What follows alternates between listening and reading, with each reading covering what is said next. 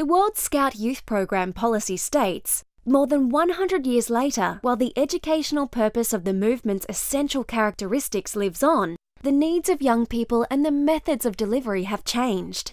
The youth program is not something to be defined once and for all, but that it should be adapted to the needs and aspirations of the young people of each generation in each country. To the wider community, Scouting has an image problem. We are out of date and not relevant. Scouting today is not what BP started 109 years ago, and nor should it be. Scouting tomorrow should also not be what it is today. This is the age of adaptation. If you don't adapt, then you need to be prepared to disappear. It's time to start discussion and debate about the symbolism of Australian Scouting. Over the years, a lot has changed in Scouting. What aspects of Scouting no longer fits with the belief of Australian society today?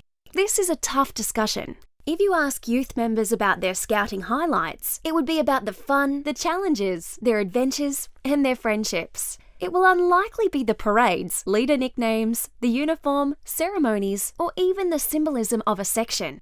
With an open mind, consider these questions. Today, does the Jungle Book have the strength to engage with 8 to 11-year-olds weekly over 3 years? Do the values of 19th century India relate to 21st century Australia? Do our youth maintain an interest in one key symbolic theme over a 3-year cycle? Is it still relevant to call adults Akela, Balu, Ricky, etc.? Do cubs understand the symbolism of a grand howl? How does this current symbolism fit with our ideology of one program 6 to 26. Changes have been made in other National Scout organisations regarding the relevance of the Jungle Book. Did you know it is optional in the UK? The Youth Program Review sees the Jungle Book as a theme that can be used, but not necessarily as the core theme of the section. If we believe in the concept of youth leading, adult supporting, then can an adult be called a leader anymore? Is the term leader better suited to youth members? Should we revert to adults being called scouters? It's a term that has been used in Australia in the past. Other national scouting organisations have made the change to scouter again. What do you think?